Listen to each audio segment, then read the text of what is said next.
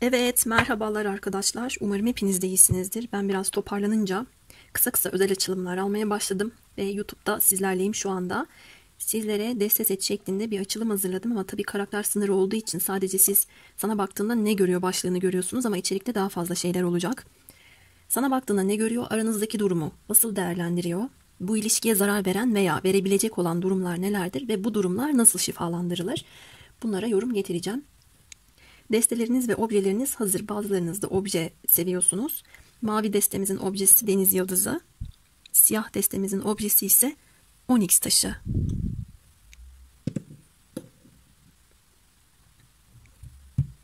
Seçiminizi yaptıysanız maviden başlayalım. Evet. Bakalım enerjinizi gönderin.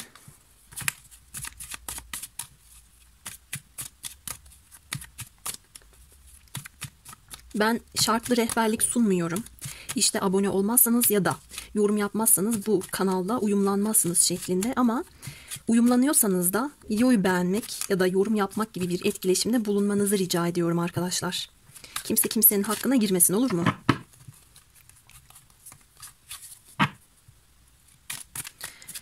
Evet, bakalım bu kişi sizi nasıl görüyor? Onun gözünden siz.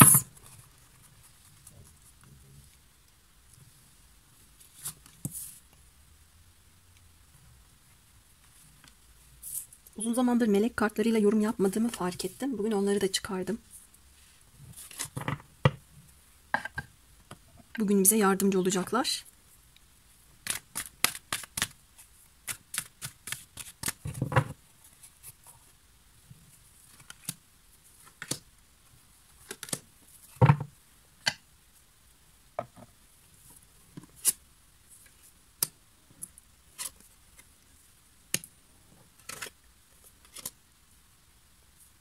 Bu açılımımız mavi desteği için hem sana baktığında ne görüyor hem de ne göremiyor şeklinde. Bakalım şimdi. Senaryolar bir sürü iç içe geçmiş bir takım durumlar geldi. Başlayalım şimdi. Bu arada yoruma başlamadan önce bir şey söyleyeceğim. Ben daha rahat konuşabileyim diye ağzıma bir tane şeker attım. Ara ara böyle şıpır şıpır sesler gelirse, yutkunursam, bir takım esler olursa sebep bu yüzden arkadaşlar, kusura bakmayın, olur mu?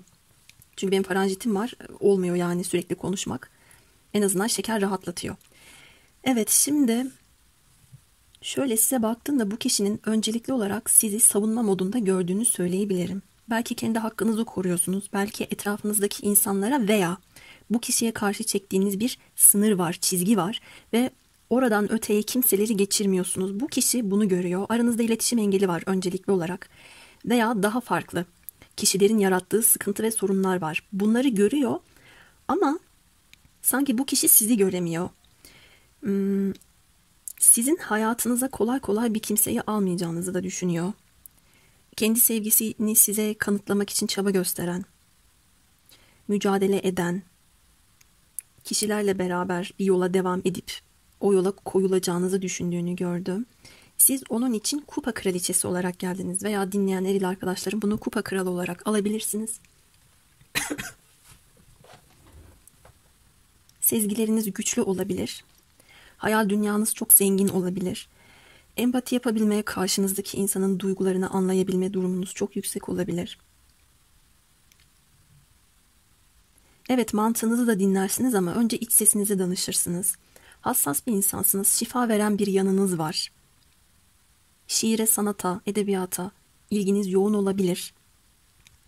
Çocuklara karşı çok şefkatli olabilirsiniz ya da diğer insanlara karşı yardımsever olabilirsiniz.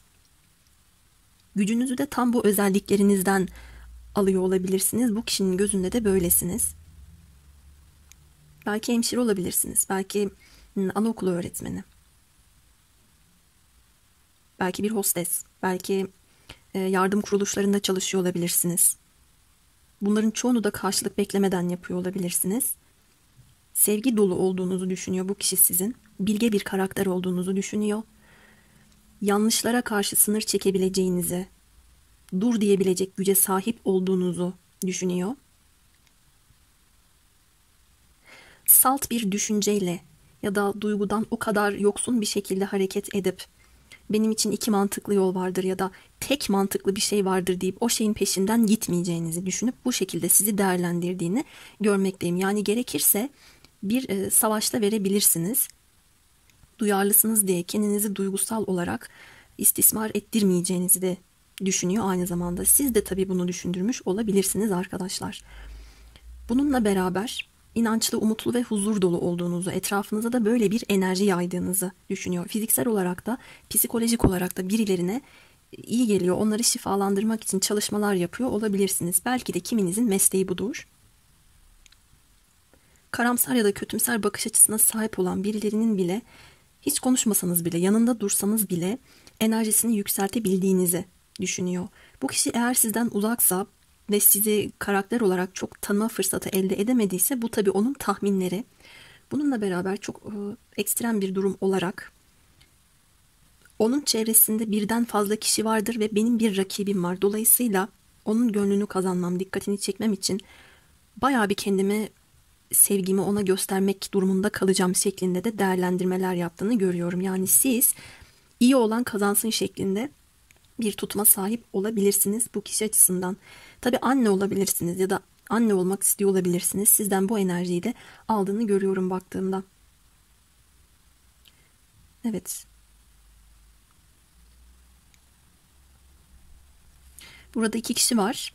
Bunlar sizin için savaşan kişiler de olabilir.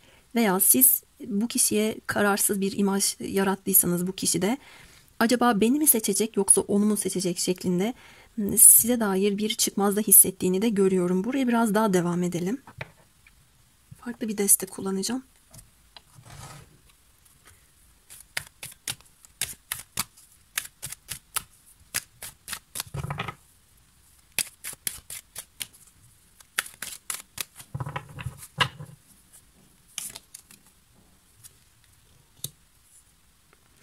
Öncelikli olarak şunu söylemeliyim ki siz duygusal olarak hassas olduğunuz için hayal kırıklığına uğrama korkunuzdan dolayı sınırlar çekmiş olabilirsiniz başlangıçta bu kişiye ve bu kişinin yanlış yorumladığını görüyorum. Yani sizi insanlara tepeden bakan ya da kibirli şeklinde değerlendirmiş olabilir. Tabii bu yanlış bir değerlendirme. Tanıdıkça ne kadar sevgi dolu, sadık, yararlı işler yapan, dürüst, güvenilir bir dost. Herkesin belki de konuşmalarını içtenlikle dinleyen, içtenlikle sohbet eden bilge bir ruh olduğunuza kanaat getirmiş olduğunu da görüyorum. Tabii sizin hakkınızda duyduğu şeyler de olabilir. Orası ayrı. Konuşmalar, sohbet geldi burada. Gözümde birden şöyle bir tablo canlanıverdi. Bu kişi sizi kalabalıklar içerisinde birileriyle sohbet ederken eğer gördüyse ya da tanışmanız da o şekilde olmuş olabilir. Sana baktığında ne görüyor kısmında? İlk başta uzak durmanızı yanlış yorumlamış olduğunu görüyorum ama sonrasında çok arkadaş canlısı, çok sempatik bulduğunu da görüyorum baktığımda. Evet, şimdi bakalım sizin aranızdaki durumu nasıl değerlendiriyor?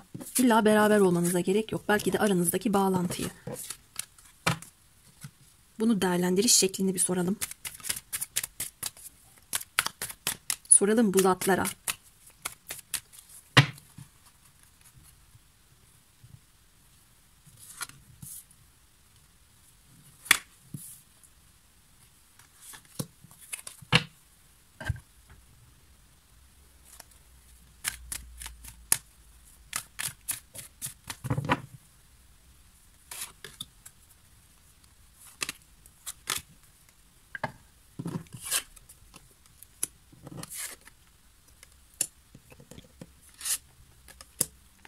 Tabii her ne kadar obje seç, deste seç şeklinde olsa da yine de kolektif olduğundan farklı senaryolarla karşılaşabiliyoruz.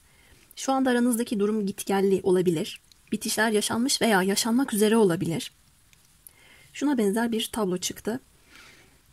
Sizin çok sabırlı bir şekilde bu kişiyi beklediğinizi düşünüyor veya bu kişinin para, kariyer konuları daha hale yola gelmediğinden ötürü koşullar uygun değil, beni bekleyecek şeklinde değerlendirdiğini görüyorum. Aranızdaki durumu değerlendiriş şekli sabretmek gerekiyor ama sabır da acı verecek şeklinde. Eğer bu kişi sizin eski eşiniz ya da sevgiliniz ise eğer burada ya o sizin sırtınızdan bıçaklamış o şekilde değerlendiriyor. Onun hayatında yeni fikir durumlar ortaya çıkmıştır. Ben ona şimdi adım atsam ben onu hayal kırıklığına uğrattığım için hayır cevabı alabilirim şeklinde düşünüp değerlendiriyor ama karar da veremiyor arkadaşlar. Kafası karışık. Bakın, kafa karışıklığı kartının üstüne para ikilisi konumlanmış. Bu da zaten biraz oynak bir karttır. İnişli çıkışlı bir durumu verir bize. Günü gününe uymayan duygu durumlarından bahseder. Kafa karışıklığını, kararsızlığı söyler. Burada dengeye gelmeye çalışırken denge kaybolabilir. Bu kişinin durumunuzu değerlendirmesi de tam bu şekilde. Aslında çok yoğun bir şekilde kafasında dolanıyorsunuz, düşünüyor sizi. Ama bir türlü netleştirememiş durumunuzu. Yanınızda değilse yanınızda olmak için çeşitli şeyler düşündüğünü söyleyebilirim ama henüz bir sabitlik durumu yok. Bu arada eğer aranızda bir bitiş yoksa şey diyebilirsiniz. Yo, ne alakası var? Benim durumuma bu hiç uymadı. Ben hala bu kişiyle beraberim ya da aramızda bizim hiç bitişler yaşanmadı ki diyorsanız da bu kişinin duygu durumlarını mantığıyla kontrol etmeye çalıştığını söyleyebilirim. Fakat bunu yapmak ona acı veriyor. Daha önceden belki de sert bitişler yaşadı ve hayatında yeni bir sayfa açmak ona çok ağır gelebilir. Bir yönden de aranızdaki durumu hayır biraz daha sabretmeye ihtiyacım var. Şu anda koşullar uygun değil. Ya da başka acaba yollardan, yöntemlerden gidebilir miyim? Ya da etrafında farklı seçenekler olduğunu da ilk kartlardan görmüştük. Ya da işte sizin seçenekleriniz olduğu şeklini o şekilde de yorumlamıştım. Öteki seçenekleri mi acaba değerlendirsem şeklinde değerlendirdiğini görüyorum. Bunu iki türlü yorumlamam gerekecek. Çünkü aranızdaki durumu nasıl değerlendiriyor kısmında kendisinin kafasında başka bir kişi daha olabileceği gibi sizin için de etrafınızda öyle bir insan olduğunu düşünebilir. Çünkü burada bir rakip mevzusu var. Bir şekilde bir düello durumunun olacağını, iyi olan kazansın durumuna mevcut durumunuzun evrileceğini değerlendirdiğini görüyorum. Ama bu kişinin kafası çok karışık. Belli başlı durumları değiştirmeye çalışıyor ama bir taraftan da değişime sanki hazır mı değil mi bundan tam emin değil. Aranızdaki durum henüz netleşmemiş. Biraz daha araştırma yapmam lazım. Bir karara varmadan önce biraz daha değerlendirmeliyim, biraz daha oyalanmalıyım dediğini görüyorum. Biraz da kendini oyalıyor gibime geldi. Siz çok çalışan ve meşgul bir insansınız. O başka şeylerle meşgul. Bir sürü şeyle aynı anda ilgileniyor diye de değerlendiriyor. Burada mesela arkadaşlar şey var. Aranızdaki durumu yeniden değerlendirdiğini görüyorum veya yeniden olmasa bile bir değerlendirme yaptığını görüyorum. Ama farklılıklarınız çıkıyor ve bu kişi bunları değerlendiriyor. Karşılaştırma yapıyor da olabilir. Mesela siz daha sabırlı ve ciddi bir kişi olabilirsiniz. Bu kişi biraz daha her şeyi eğlence bazında değerlendirip daha eğlenceli olarak ele alıp yaşamayı seven, daha sabırsız bir kişi de olabilir. Böyle durumlar da gelmiş, karşılaştırmalar, böyle değerlendirmeler yaptığını görmekteyim baktığımda. Pekala.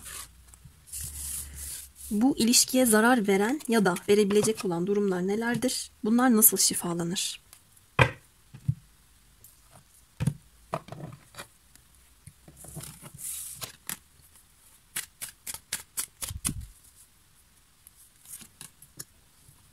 Bunlardan çok almayacağım.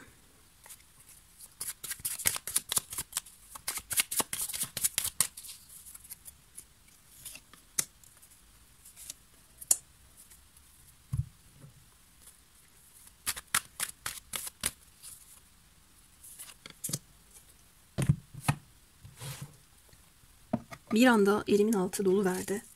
Şöyle yapayım da ihtiyaç duyduğumda alırım melek destesini.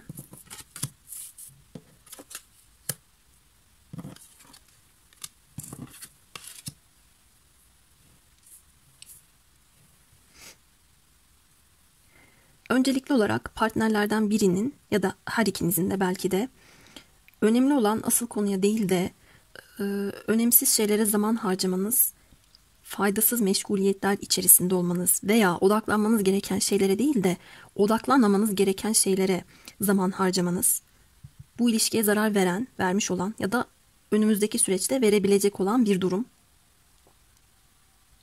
Kararsızlıklar, bölünmeler, yüzleşmekten kaçmalar, ilişkinin dengesinin bozulması, hep bir tarafın vermesi, diğer tarafın alması, bu ilişkiyi tuzağa çekebilecek olan bir durum. Bununla beraber bencillik, kıskançlık, hakları gasp etme, iyi niyeti suistimal etme gibi durumlar olabilir. Şunu da bir diyesim geldi. Hala yapılabilecek ya da kurtarılabilecek şeyler var iken bunu yapsam ne fayda, faydasız, artık olmaz şeklinde düşünceler de bu ilişkiye zarar verebilir. Benim aslında sizlere şu anda zarar verebilecek olan durumları söylemem, buradaki cümlelerimin içinde de şifalanması gereken şeyler var. Mesela bakış açınızı, eğer bu dediğim şeylerde çok fazla tutuyorsanız değiştirebilirsiniz bakış açınızı. Burada bir yüzleşme yaşanması gerekiyor. Aynı zamanda geçmiş etkisinden tamamen kurtulmak da gerekiyor. Hepiniz için geçerli olmaz ama hali hazırda devam eden bir evliliğin üstüne farklı bir ilişki kurmaya çalıştıysanız o bitmeden ilişkiye zarar verebilecek olan durumun bu da olduğu geliyor. Bir mahkeme süreci gelmiş çünkü.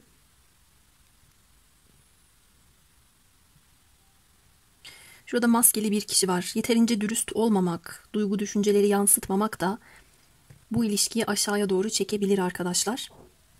Bir tane melek kart alacağım şimdi. Ne yapmanız gerektiğine dair. İletişim dedi bakın. İletişim ve sanatla bağlantılı önemli bir yaşam amacın var. Lütfen güvensizliklerin seni engellemesine izin verme. Ben sana yardım edeceğim dedi. Doğru iletişim kurmanız. Şurada bakın dürüst olmak demiştim ya duygu düşünceler konusunda. Artık ne yapsam faydasız ya da karşımdaki kişi ne yapsa artık faydasız şeklinde değerlendirmemeniz lazım. Bir de yoruma başlarken sanatla alakalı bir cümlem olmuştu. Şiire, sanata yatkınlık demiştim. Burada birbirinizle iletişim kurma yönteminiz böyle de olabilir. Olsun da dürüst olsun, değil mi yani? Şimdi süslü süslü cümleleri öyle hissetmiyorken söylemek, atıvermek de doğru bir şey değil. Burada bunun yüzleşmesi ya da hani ne ekersen onu biçersin tarzındaki kartlar da var. Bu yüzden dengelerin iyi sağlanması gerekmekte. Ya da her zaman siz bunu yapıyorsanız, bol bol veriyorsanız, duygularınızı aktarıyorsanız ama karşınızdaki kişi hep silik bir noktada kalıyorsa buna bir dur demeniz de gerekebilir arkadaşlar. Durumunuz neyse o şekilde alabilirsiniz. Evet, Deniz Yıldız için söyleyeceklerim bu kadardı. Uyan kısımlarla benimle yorumlarda etkileşimde bulunabilirsiniz. Hadi hemen Onyx taşına geçelim. Siyah destedeyiz. Tekrardan merhabalar. Bakalım aklınızdaki, kalbinizdeki veya hayatınızdaki kişi, artık kimse, size baktığında ne görüyor? Kartlarımızı açalım. Birinci destenin yorumunun başında söyledim. Sizlere de söylüyorum. Ben şartlı rehberlik sunmuyorum arkadaşlar. Yani kanala abone olmazsanız ya da videoyu beğenmezseniz bu yorum sizinle uyumlanmayacaktır şeklinde bir cümle benden duyamazsınız. Ancak çok fazla duyduğunuz şu alma verme cümlesi var ya. İşte bu videoyu izledikten sonra size uyan kısımlarla benimle de etkileşimde bulunmanızı istemem benim en doğal hakkım diye düşünüyorum. Bu yüzden ya yorum ya videoyu beğenme, artık nasıl gönlünüzden geçiyorsa bunu bekliyorum sizden. Hadi başlayalım.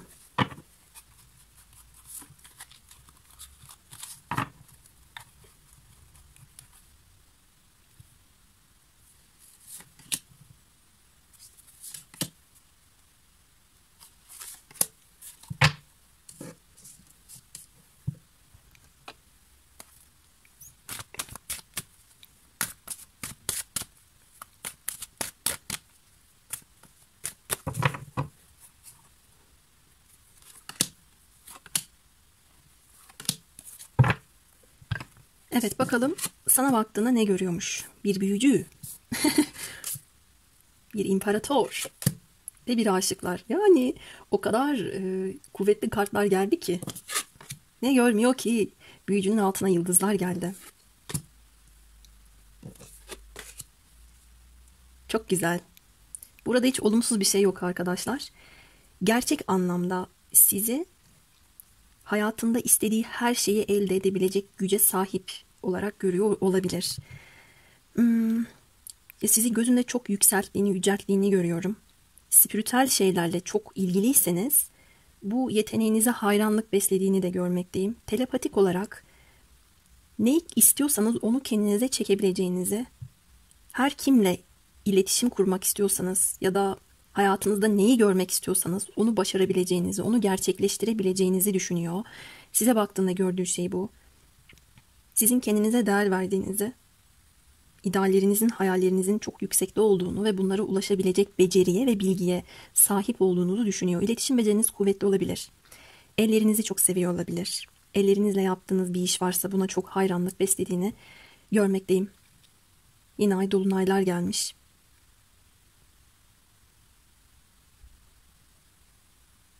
Bu yeni ay ve dolunaylar bende bu kişinin size bakış açısında şuna benzer bir yorum yapmamı sağlayacak şu anda. Duygu durum kontrolü. Hayatınızda olup biten şeylere, olumlu duygular, olumsuz duygular hiç fark etmez. Bunları yönetebilecek, bunları kontrol edebilecek otorite ve yetkiye sahip olduğunuzu düşünüyor. Ve ben bu kişinin size duygularının olduğunu görüyorum. O kadar güzel kartlar gelmiş ki bir taraftan sırayla gitmek istiyorum ama diğer bir taraftan her bir tarafı hemen yorumlayasım geldi. Sizin hayatta çok sağlam ve emin adımlarla bastığınızı ve o şekilde yol aldığınızı düşünüyor. Kendi huzurunuz, ruhsal gelişiminiz, iç dünyanızdaki o pozitif enerjiyi korumak adına belki yoga, belki egzersiz, belki tamamen sessizliğe ihtiyaç duymaya ya da kendi kendinize size iyi gelecek şeyler yaptığınızı düşünüyor. Böyle değerlendiriyor. Bu bir müzik dinlemek de olabilir. İlla tutup da şimdi hepiniz yoga yapıyorsunuz diyemem. Veya bakın burada bir tane kişi kediye sarılıyor. Evcil hayvanınız olabilir. Hayvanlarla özel bir bağınızın olduğunu düşünüyor. Hatta hayvanların dilinden anladığınızı da düşünüyor. Bu kişi size baktığında çok farklı ve bambaşka, herkeste olmayan yeteneklere sahip olduğunuzu görüyor. Okumaya, yeni bilgiler öğrenmeye ya da araştırmaya meraklı olabilirsiniz. Biraz akademik bir cümle olacak ama misyon ve vizyon sahibi olabilirsiniz. Gelmiş gerçekten. 2 tane İkizler Burcu'nun kartı geldi. Başak Burcu'nu da ele alabiliriz. Burada düşünce şekliniz, iletişim becerileriniz, bunlara odaklandığını görüyorum. Sözlü yazılı iletişim hiç fark etmez. Kendinizi ifade ediş biçiminizden hoşlandığını görüyorum ve bunu sevgi dolu buluyormuş. Hem sevgi dolu hem bu kadar güçlü ve kararlı nasıl olabiliyor şeklinde bir hayranlık da var. İç sesinizi dinleyebiliyor oluşunuz, hatta sezgileriniz de kuvvetli geliyor bu kişiye.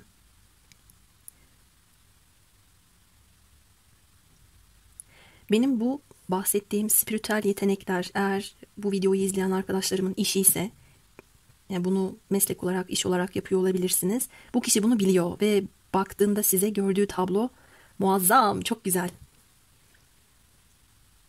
Buraya yedek kartlar açma gereği hissetmedim ilk destede olduğu gibi. Çok güzel geldi çünkü.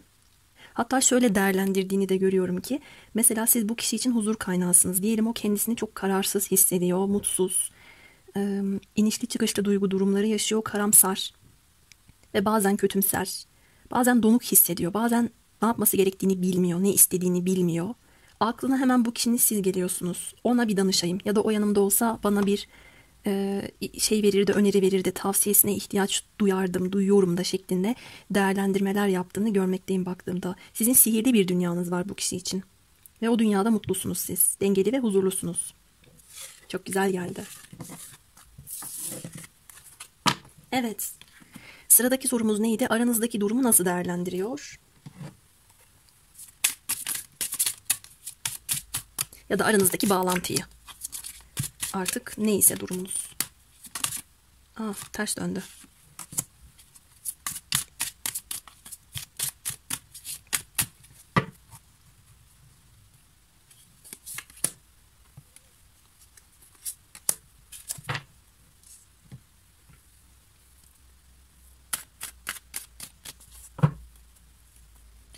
İki tane bundan alayım. Tam merkeze de şu desteden koymak içimden geldi.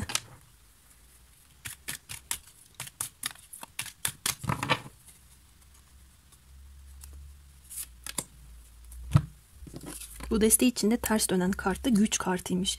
Bu kişi sizi çok güçlü görüyor ya da size o kadar hayranlık besliyor, size o kadar büyük bir çekim hissediyor ki karşı koyamıyor. Ama size biraz küsmüş. Zafer sizin. Ne yaptıysanız. Bakın küsmüş dediğim kartın altına bir hüzün geldi. Tabii sizi de küstürmüş olabilir. Orası ayrı. Bu kişinin gözünde siz. Yani Onyx taşı benim için şahane giden bir açılım. Tabii durumunuza göre alın. Şimdi ben birkaç tane senaryo söyleyeceğim size. Birincisi, eğer bu kişi sizi az önce bahsettiğim gibi çok güçlü ve ulaşılmaz görüyorsa, bir şekilde kendi içinde bir isteksizlik, bir burukluk. Ben zaten geçmişte de bir takım hayal kırıklıkları yaşamıştım. Şimdi tam emin değilim. Belki bir daha yaşarım. Belki beni hüzün bekliyordur.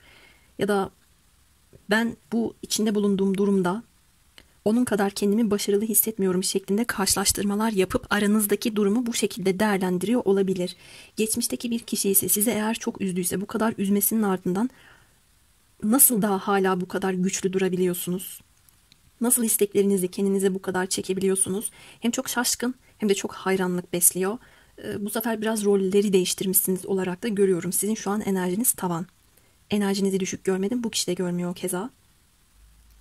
Eline telefon alıp size uzaktan internetten bakıyor olabilir. Aranızdaki durumu değerlendiriş şekli de sizin fotoğraflarınıza bakarak ve yoğun bir çekim hissederek bunu gerçekleştiriyor, bunu yapıyor olarak görüyorum. Burada ilişkide yeniden alevlenen tutku yazıyor kartta.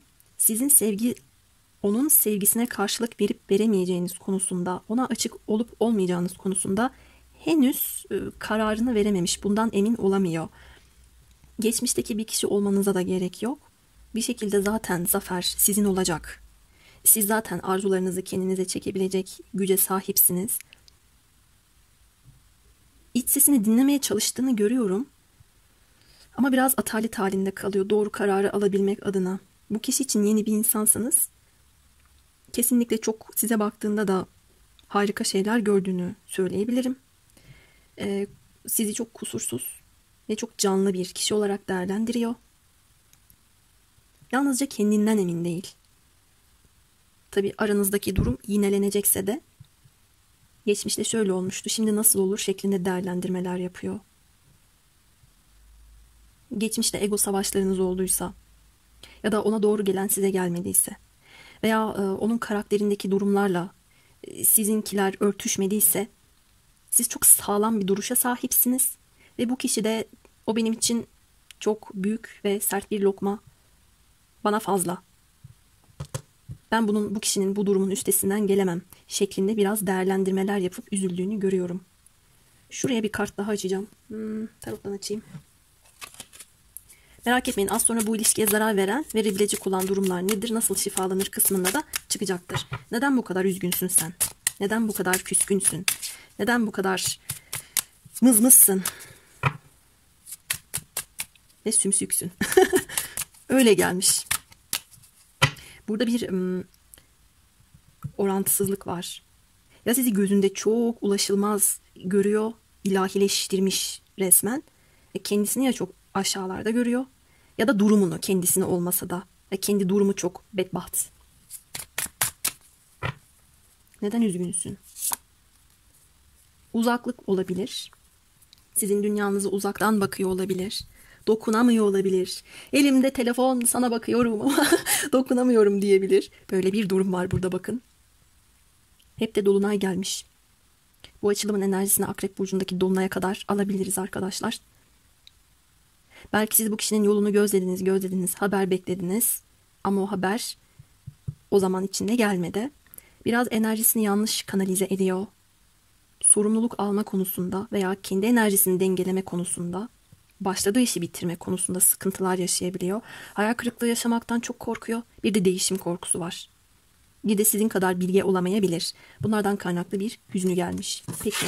Bir de tabii daha dünyevi boyutta ele alacak olursak bizim dünyalarımız çok farklı şekilde şeklinde. Şimdi geliyoruz bu ilişkiye zarar verebilecek olan durumlara ve nasıl iyileştirilebilir? Videoyu 40. dakikada bitirmeyi hedefliyorum.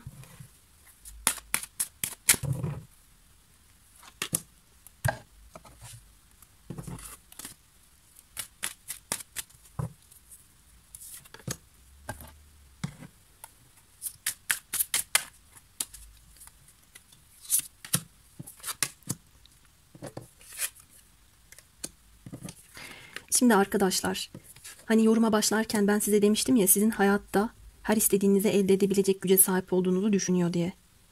Bu kişinin biraz şüpheleri geldi. Olur da bu gücünüzü yanlış kullanırsanız, karşınızdaki insanları etkilemek, daha kötüsü onları manipüle etmek için kullanırsanız diye tedirgin olduğunu görüyorum. Bu bağlamda sizin yaratıcılığınızın sonsuz olduğunu düşünüyor. Fakat bu yaratıcılığı onu yönetmek, onu manipüle etmek, hatta kendiniz için onu şirin bir kukla olarak değerlendirmenizden biraz korktuğunu görmekteyim. İlişkiye zarar verebilecek olan durumlar, kişinin kendi kendini duygusal anlamda manipüle etmesi de olabileceği gibi ya bana bunu yaparsa ya ben bununla karşılaşırsam tarzındaki durumları da görüyorum. Ya da geçmişte ben manipüle edildim, geçmişte benim başıma bunlar geldi.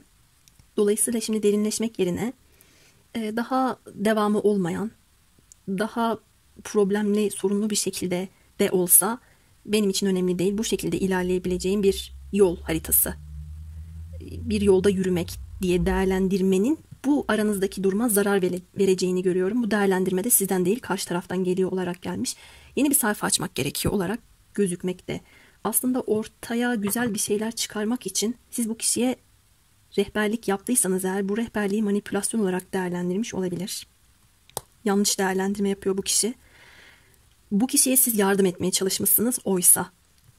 Eğer böyle bir şey yapmadıysanız ve buna benzer bir yeteneğiniz var ise, bu durumu düzeltmek amacıyla sağlıklı bir iletişim kurup bu şekilde bir rehberlik yaparak değişim başlatabilirsiniz. Ve aranızdaki durumların şifalanması açısından da bir yolculuk gündemi geliyor arkadaşlar.